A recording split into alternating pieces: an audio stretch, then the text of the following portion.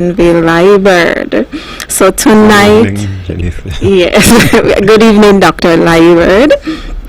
So tonight I'll be covering for Dr. Brown to reinforce the importance of eating healthy. If you do have a kidney disease or any difficulties in terms of managing the disease, and also recommending healthy strategies to help you navigate the holiday season, right? So, beautiful. yes. We are what we eat. Yes. At the end of the day, so we got to know what we put into our body. Yes. And how it affects our organ functions and overall health. Yes, indeed. Okay, so this Christmas season is a time when we need to be particularly mindful about what we are eating, not to take away from the joy of celebration, but to make sure that we can fully enjoy this season while maintaining our health and well-being. It's about finding that perfect balance between savoring those special holiday treats that we do enjoy and staying committed to our nutritional goals. So just a quick, idea into what chronic kidney disease is. Of course, it's a slow and steady decline of the kidneys, and eventually it can lead to renal failure in some persons. Of course, for some persons, the damage may progress very slowly for months, maybe even years, while others it progresses very quickly. So one of the major goals is to prevent further damage of the kidneys, as well as to manage the symptoms of the disease. So we know the two major risk factors for kidney disease is diabetes and hypertension, right? And that is something that we are struggling here within St. Kitts and Nevis, because quite a bit of us, or quite a bit of the population is struggling with these diseases. So it's very important that for this season, we should try our best to achieve our health goals, whether it is diabetes, it could be hypertension, or chronic kidney disease. The food that we eat is very important to help manage the disease. For people who are diagnosed, you have heard of the balance between the potassium, the phosphorus, and the sodium, right? So it is very important that these minerals are controlled even in the early stages of the disease. But many times they are overlooked. One size does not fit all. So what do I mean by this? Each person is different, and of course your dietary needs would need to be different as well. So while all kidney disease patients, whether it is in the early, the late, or the end stage of the disease, they have to cut back on sodium or the salt that they eat. While for some persons, for example in dialysis patients, they have to be mindful of, or they can eat high amounts of proteins. But of course in the early and late stage, they can't eat as much protein as others. So early CKD or early chronic kidney disease does not require the restriction though of the potassium and phosphorus or the fluids. But in the later stages, you of course need to be mindful and cut back. And so because of that, it is recommended that you seek advice of your care team, your physician, your doctor, your nutritionist, your dietitian, to find out what your specific needs are. Right? And of course tonight we're going to be addressing or looking at the recommendations to help you navigate your choices for this season. So in the renal diet, there are no foods that you cannot eat that may come as a shock. But what is most important is the amount of food you eat and how often you eat them. So moderation is key. A small amount of anything can be okay. So we want a balance basically, right? So let's start with the salt, or let's start with the sodium. So cutting back on the amount of salt you eat can help to improve your blood pressure and prevent your kidneys and heart from being damaged any further. It also helps to prevent fluid buildup and swelling in the body. There is no such thing as healthy salt. All types of salts affect the kidneys in the same way. Some tips to help you cut back on the salt include choosing to eat more fresh fruits, vegetables, poultry, fish, or meat. And you can do that by preparing more meals at home with fresh ingredients. Fast food and restaurant foods are much higher in sodium. So of course support your local farmers because they would be able to supply you with the fresh produce instead of you having to rely on fast food or restaurant foods because they tend to be higher in salt. Fruits and vegetables can be fresh, frozen, or canned, but of course you need to be mindful of the salt if the food is canned. Some fruits like star apple that could be very dangerous and it could cause problems for your kidneys, so it is recommended that you avoid star apples. Choose whole grain like brown rice, oats, whole wheat pasta, quinoa, popcorn, rye, and barley. Use less than 1 teaspoon of table salt or sea salt each day. That helps to control the salt even more. And there are so many different types of fresh fruit herbs that are grown here locally. We have the herbs, the thyme, the rosemary, the basil, and you can also try the salt-free seasonings. So that's like your garlic powder, your black pepper, your powdered basil, paprika, lemon, limes. So these are all things that help to add flavor to your meals whenever you're cutting back on the amount of salt. Cut back on higher sodium foods. So those would be like your processed meats. So those will be your cured meats. Of course, the Christmas ham is cured. Instant and other instant meals. So those would include your deli-style ham, your deli-style turkeys, your instant noodles, bacon, canned soups, fast foods, and salty snacks. When you're eating out, if you are going out with the family for Christmas, ask for low sodium or no salt, no MSG or salty seasonings. Try to limit your dishes with heavy creams and sauces, and what you could do is choose herbal alternatives instead. For example, instead of a cream-based, Alfredo-based pasta, you could do something like a herb-based pasta. Use the nutrition label and choose foods that are less or have less than 10% of salt in the daily value of sodium. So those are some tips in terms of managing the salt in our meals for this Christmas. There are some excellent factual information. Yes. Because food dieting is applied chemistry. Yes. And the human body is a chemical mixer bag, Yes. where everything we put into our body is mixed up and partitioned and sent to different parts. And so that's why measuring your food, knowing what is in the food is so important, because the input and the output can be correlated. Yes. And when you have kidney failure, then you have to have a very tight balance, as you indicated.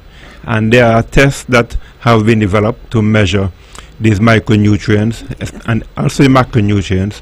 So, and some of those electrolytes that you mentioned, the sodium, the potassium, the phosphorus, the calcium, magnesium, they affect heart and nerve tissue functioning.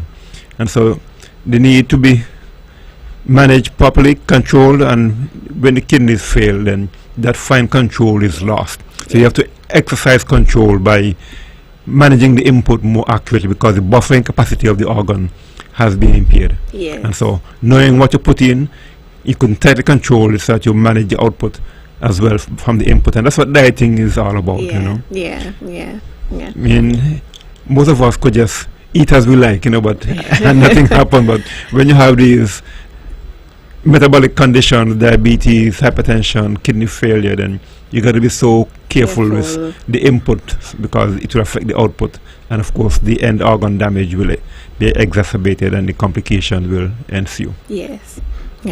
So very good, Jennifer. Yeah, Keep pouring the facts out. Educate the audience. So we could touch on the potassium now. So how could you control the potassium? So the fact is that most of the foods that we eat, it has some potassium in it. In the later stages of kidney disease, your dietitian may recommend a low potassium diet, and they may also guide you as what you could have and what you should limit or cut back on. So first, it is important that your care team identifies what exactly contributed to the high numbers in the first place, and then they could create a plan and individualize your needs. A lot of fruits and vegetables have a lot of potassium in them, but we don't want to discourage you from eating fruits and vegetables or whole grains because they support a healthy gut and have a lot of vitamins and minerals as well as fiber in them to fight infections and diseases. So what can you do? For packaged foods, read the nutrition label to determine how much potassium is in that serving. So you want to choose foods that are low in potassium. So that's about 3% of the daily value or less than 200 milligrams of potassium. Foods that have about 6 to 9% daily value, they are considered high and they are not good choices. You also want to avoid salt substitutes or sodium-free foods. Foods that say low sodium or salt-free usually have a lot of potassium in them in the form of potassium chloride.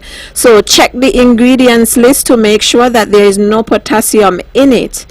It is usually in canned goods or tomato-based products. In the past, we also used to guide persons to soak their starchy vegetables to help leach out some of that potassium out of the food. But recently, the research has showed that there's no benefit in the actual soaking of it. So instead, the foods should be peeled, then you want to wash them. Then you want to cut them in small pieces. Wash them again. You then want to boil them in a large amount of water, or you can double boil it for about 2 to 3 minutes. Then strain off that water. So that's the proper way in which you should leach potassium foods. And there are other potassium foods aside from the starchy vegetables. And of course, speaking to your care team and your dietitian, they would provide recommendations and the other foods that you may need to soak. Your dietitian may also recommend low potassium fruits and vegetables like apples, berries, mangoes, papayas, pears, watermelon, carrots, cabbage, cauliflower, corn, broccoli, kale, or okra. So these are the types of fruits and vegetables that you can focus on for this holiday season. Right? Okay. So now we're gonna move on to the phosphorus. So phosphorus, like potassium, it is in most of the foods that we eat. It's hard to avoid them. It's also added to some foods to preserve them or make them last longer on the shelf. Sometimes the phosphorus added to the foods, it's more harmful than those that are naturally in the foods. Too much phosphorus can increase your risk of heart disease, bone disease, or even death. If your phosphorus levels are too high, please note that nuts, seeds, beans, and legumes, they tend to be higher in phosphorus, but it is no longer recommended that you avoid these types of foods. For packaged foods, read your nutrition labels and choose foods low in phosphorus, which is less than 5% of the daily value. Foods that are over 10% is considered high, and they are not good choices. Limit the additives, so phosphorus additives. So you can identify them whenever you're shopping. You read the nutrition labels. Sometimes it's not always listed on the label, but that doesn't mean that it's not in the food. To know if it's added, look at the ingredients section and you want to look for the word phos. So that is PHOS in the ingredients. It may start with phosphoric or it may end with phosphate. These include restaurant foods, colas, pepper type sodas, flavored waters, bottled tea, powdered drink mixes, processed and canned cheeses, cheese spreads, hot dogs, salami, bacon, ham, and sausages.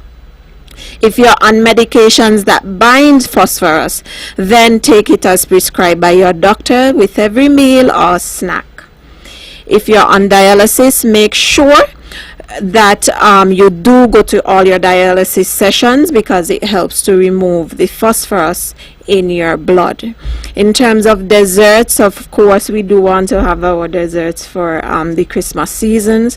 So those include popcorn, fruit crumbles or pies, fresh fruit salads, carrot cake, lemon meringue pie, sorbets, shortcake, gingerbread biscuits, digestive biscuits, and cider.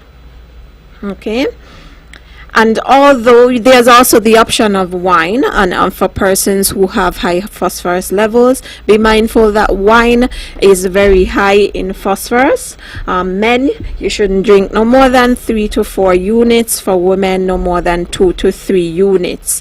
And just for the recommendations for the season, of course, although heavy drinking should be discouraged, there's no evidence to say that total abstinence is recommended. However, if you're managing a heart condition or you're on medications that restrict you from drinking alcohol, then you should abstain from drinking alcohol and go based on the guidelines of your doctor. A 3 drink per day amount can raise your blood pressure by about 3 millimeters per mercury, and that's about 3 ounces of alcohol. These recommendations should not be exceeded. So for women in general, 1 drink per day is recommended, and for men, 2 drinks per day. What exactly is 1 drink, right? Because you have so many different types of alcohol beverages. So 1 ounce of alcohol or distilled liquor is one drink. 5 ounces of wine is 1 drink, and 12 ounces of beer is 1 drink. 1 ounces of 80 proof whiskey is 1 drink, and wine and beer is very high in the phosphate, so be very mindful. Now, in terms of the protein needs, so you have to stick to your protein goal. So your dietitian will be able to calculate how many or how much protein you should be having. Too much protein can be hard on your kidneys, but not enough isn't healthy either. Protein is in the majority of foods that we eat. Now, when I talk about protein, there are 3 different types to consider. You have the animal protein, so those would be your chicken, your turkey, the beef, the seafood, eggs. And you also have the plant protein, like the beans, your nuts, seeds, and grains. There's also the dairy options, which would be more so the animal option, and there are also plant-based options too, like milk, ice cream, cheese, yogurt, and plant-based milk like almond milk, rice milk, and oat milk. The amount of protein in each food is different. For example, typically about 3 ounces of cooked animal protein, that is acceptable, and that has about 20 grams of protein in it. It is the same size as a deck of cards or the palm of your hand.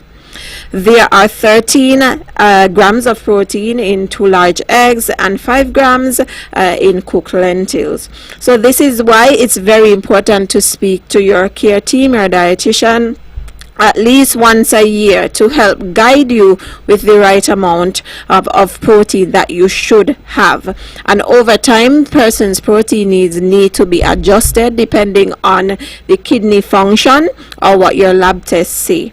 So to control your protein intake, look at the protein content on the nutrition label. Find out how much protein is in your meal, right?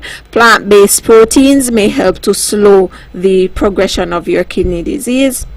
Also, replace meat in some meals with plant-based alternatives like beans, or replace red or processed meat with poultry, fish, or eggs. And if you're eating out, pay attention to the portion size. Make sure that your meals are balanced and not protein heavy. So what would a protein heavy plate look like? That would be if half your plate or more has protein instead of a quarter of the plate. Avoid foods that are labeled high protein. So those would be high protein snack bars, protein powders, or protein smoothies. If you're at the family Christmas lunch, cut your protein portion in half. So you take half home after the Christmas event. If you want to enjoy ice cream puddings or yogurt, you want to limit that to about half a cup each day. Right? And so what can you do for this upcoming season? I encourage you to practice mindful eating for the holiday season. So you want to meet with your dietitian, ask your doctor for a referral to the registered dietitian, and they could help you to control the food and the fluid intake by creating a plan for you to meet your needs to stay healthy and so the progression of the disease. They may give you simple resources and lists like potassium, phosphorus, or grocery lists. Maintain a healthy weight. Being overweight makes your kidneys work harder to remove the waste, and it increases the risk for high blood pressure and diabetes. Keep your blood sugar under control. Follow your meal plan, and when it comes to things like orange juice to treat your low blood sugar, you want to swap to something else because orange juice is high in potassium. So you can try half a cup of cranberry, grape, or apple juice, as well as glucose tablets. Increase your physical activity. So use this season to become more active, especially for persons who may tend to, because it's Christmas season, we tend to overeat. So physical activity, of course, it lowers your insulin resistance. It helps to control your blood sugar. Right? And so you want to practice about 30 minutes of moderate intensity activity for 5 days per week. And you want to pay attention to the warning signals. Some activity may increase or worsen the risk of your health problem. You may feel dizzy, cold sweat, paleness, fainting. And so those are warning signals. And of course, be sure to refer to your doctor firstly before you start. And if you are getting those symptoms, if you are exercising at this moment, then you have to inform your doctor. Take your medication as prescribed. Check with your doctor before taking the over-the-counter medications or supplements. Quit smoking. Stay hydrated. Drink the recommended amount of fluids, because each person may have a specific amount of fluid that you can have. And limit your foods limit the foods of the added phosphorus. So be mindful of the added phosphorus drinks or foods. Right? And also, when it comes to fluid, of course, the fluid can build up in your body and it could cause hypertension or heart failure. So you want to be mindful. Fluid is in multiple things, your vegetables, soups, and ice. So be very mindful. Take small amounts of sips of fluid if you do have any issues as far as fluid retention. Try to avoid salty foods, because the salty foods and sweet foods tend to make you extremely thirsty and would make you want to drink even more. Right? So, wow. Doctor. Beautiful, and lots of facts and figures to digest. Yes. For the season, right? Yes. And so you mentioned the labeling on the food. Yes. That is now standard in packaged food nowadays. So yes. Focus to get familiar with the Reading food content labels, yes. and know how to measure, and well, as a dietitian you will say no more than 20 milligrams or 20 grams of X and Y and Z. Yeah. And so those are the practical information which people need to master, and that's where your expertise as a meal planner dietitian will shine. That people come to you and say, look, I heard you say you must limit this and that and need to mix and match a healthy diet. And so, we could look at the different food and different fruits and plants, because all these food items, the research scientists have already done their homework by and large. You could find different compendiums of these products and know all their chemical formulation structures, etc. And so we don't have to reinvent the wheel. We just need to go and put the components together and build a lovely chariot and healthy meals and stay healthy. And at time like these, people want to just throw caution to the wind and enjoy all the goodies. I mean, we had a staff party today, and you watch the folks, and there's no limit to what can go. Yeah. And so we need to curb our appetites. I mean, too much of a good thing, they say, can be bad, right? Yes. And so we need more people like you, Janice, with all these facts and figures of micronutrients to disseminate that knowledge to the public. Yeah. Sit them down in little seminars and workshops and do meal planning exercises, so that come this time next year, everybody know how to plan a healthy meal, and they go to a party, they say, okay, I will take enough of this, enough of that, because that's having too much potassium, too much phosphorus. I need to keep it within that range, But some very useful facts and figures you give there, Janice, and do appreciate. Hope the audience will not get overwhelmed, but they will come knocking on your door, calling you up. I need some guidance, please. How to plan my meal for Christmas? How much slice of ham to take? How much turkey to take? Things like that. Because portion size is important.